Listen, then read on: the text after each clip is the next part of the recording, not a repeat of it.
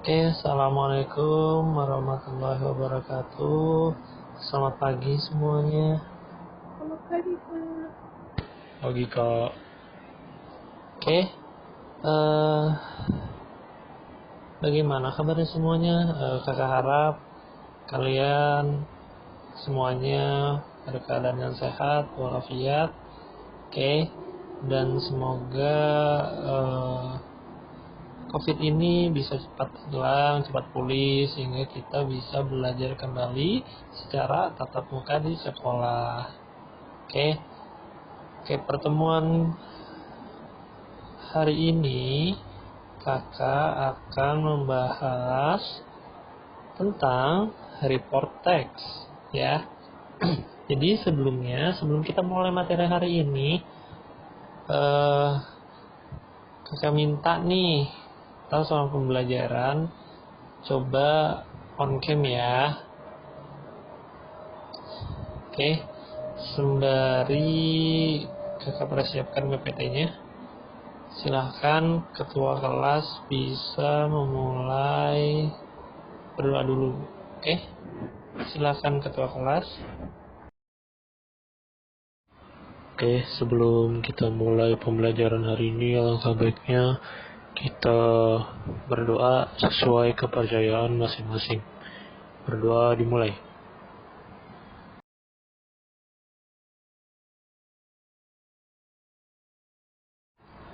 Berdoa selesai. Sudah kak?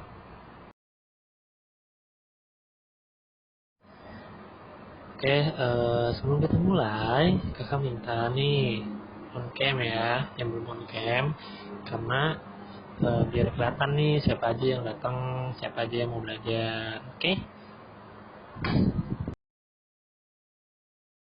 Nah, sebelum masuk ke materi, kakak mau ngasih tahu nih, tujuan pembelajaran kita hari ini adalah supaya kalian bisa membuat teks, ya, eh, yang mana teks ini untuk menginformasikan atau mendeskripsikan sesuatu. Oke. Nah, untuk lebih jelasnya lagi nanti akan kakak jelaskan saat materi berlangsung, ya. Nah, untuk apa namanya? Untuk absen nanti di akhir eh, di akhir pelajaran mungkin ya kakak absen, karena kan sekarang ada beberapa juga yang belum masuk nih. Oke, jadi nanti kakak absen nanti. Oke, sekarang kita langsung masuk ke materi. Jadi hari ini kita akan membahas sebuah teks, ya. Sebuah teks yang sebenarnya punya perbandingan ya antara teks A dan teks B. Apakah ini teks A atau teks B? Mari kita bahas. Let's check this out. Hari ini kita akan membahas tentang report text. Mungkin sebagian dari kalian ini sudah banyak yang paham tentang report text itu apa. Atau mungkin juga ada juga sebagian yang kalian belum tahu sama sekali apa sih itu report text. Nah, hari ini kita akan membahas report text definition. Nah, report text adalah satu jenis tulisan yang bertujuan untuk menyampaikan informasi kepada pembaca mengenai hasil penelitian sesuatu. Nah, kalau hasil penelitian sesuatu sudah pasti itu adalah sebuah fakta atau sesuatu yang sudah ada secara faktual. Report text termasuk ke dalam descriptive text yang memiliki fungsi untuk menggambarkan sesuatu baik benda, makhluk hidup, ataupun fenomena umum. Sedangkan descriptive text menjelaskan fenomena yang lebih khusus. Nah, seringkali ini report text disamakan dengan descriptive text. Namun sebenarnya kedua teks ini berbeda seperti yang tadi kakak jelaskan. Oke. Nah, ini definisi antara perbedaan antara report text dan descriptive text. Nah, kalau report text itu describe something in general. Jadi dia itu mendeskripsikan sesuatu secara general, tidak spesifik. Lalu penilaiannya itu secara objektif atau secara faktual gitu. Jadi kita nggak bisa menambahkan apa-apa. Kita hanya memberikan informasi secara faktual dan sudah diteliti, jadi jelas gitu. Karena report text ini biasanya hasil penelitian atau sesuatu yang ingin kita bahas ini. Lalu descriptive text itu describe something in specific ya. Report text itu secara general, kalau descriptive text itu secara spesifik, oke? Dan penilaiannya itu secara subjektif. Jadi terkadang ada beberapa penulis yang menambahkan opini-opini mereka tentang tema atau topik yang dibawakan di dalam teks tersebut. Itulah yang membedakan antara report text dan descriptive text. Selanjutnya, apalagi nih ada dua nih. Structure of the text. Nah, report text ini punya struktur. Di sini ada dua struktur. Yang pertama ada general classification, kedua ada description. Nah, kalau general classification ini talk about data. You can improve the data such as put the Latin name if it's animal or plant, size or anything. It depends on what you will write. Jadi di general classification ini kalian ngobrolin tentang data atau apa namanya pengenalan gitu, pengenalan ya ibaratnya ya kulit-kulitnya aja nih gitu, nggak sampai dalam banget gitu.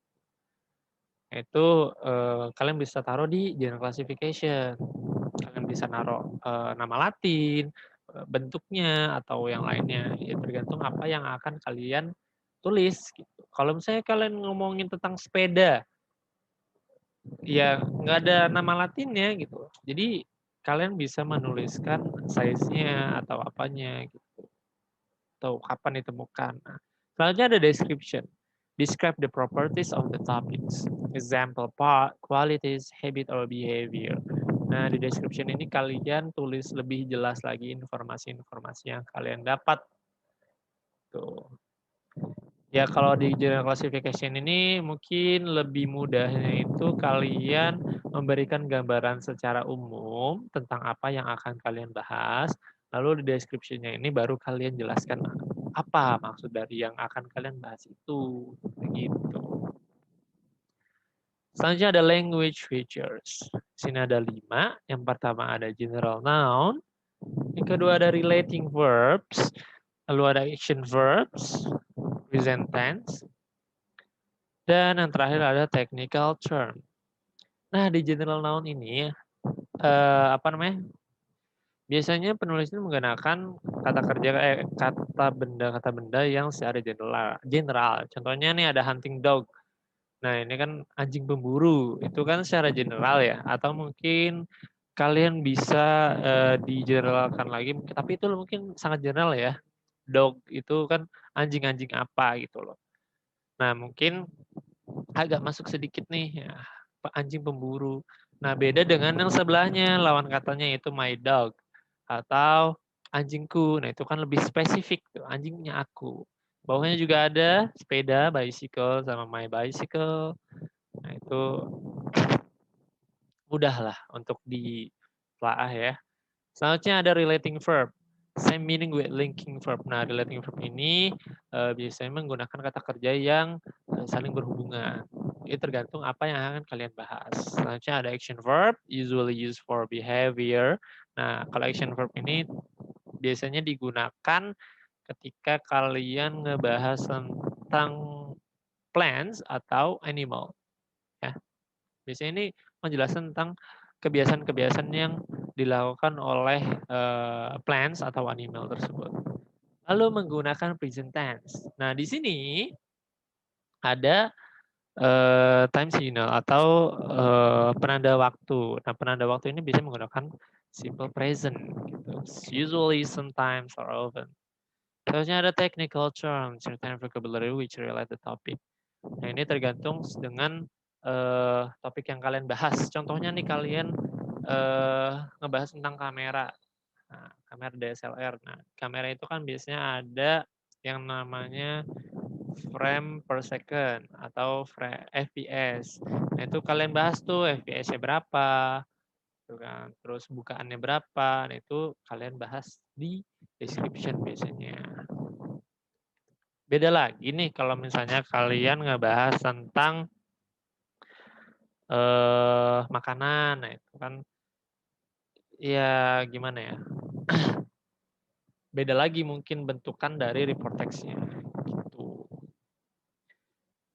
Selanjutnya ada, nah ini nih contoh dari report text yang kakak dapatkan tentang blue whale atau paus biru.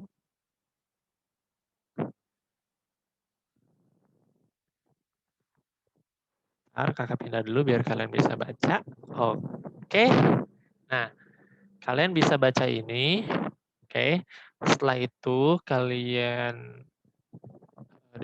deskripsikan mana sih yang general classification dan mana yang description. Oke. Mungkin kalian bisa pause dulu sebentar buat ngebaca. Nah, setelah sudah kalian baca semua, kita cari tahu nih mana nih yang general classification sama description nih, ya kan? Seperti yang tadi sudah dibahas, general classification itu biasanya ngebahas tentang nama Latin atau pengetahuan-pengetahuan umum. Maka dari itu biasanya rata-rata general classification itu ada di awal paragraf, atau paragraf pertama. Nih general classification.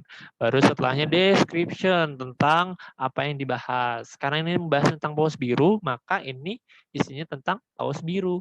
Kalau misalnya kalian ngebahas tentang hunting dog atau anjing pemburu, maka isinya tentang hunting dog.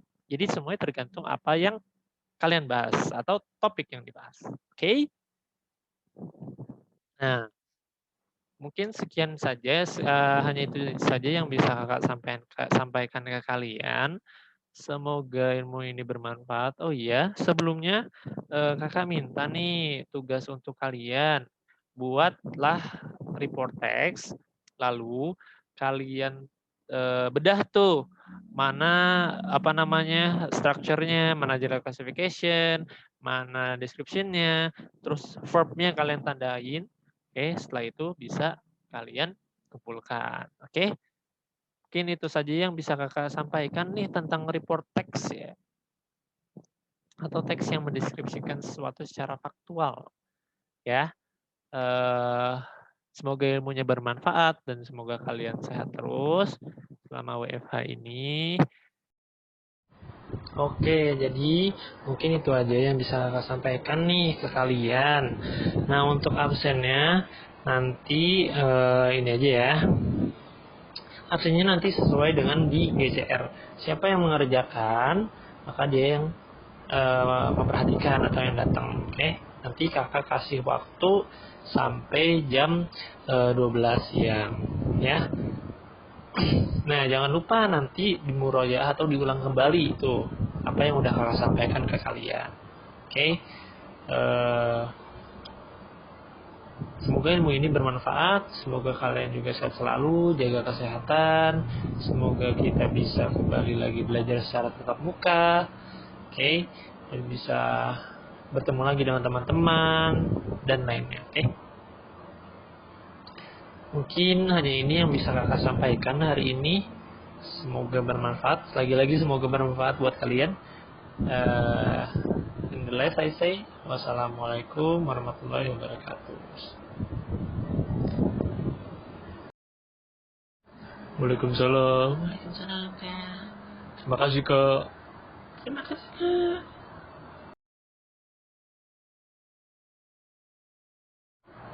Iya, sama-sama semuanya. Jaga kesehatan ya.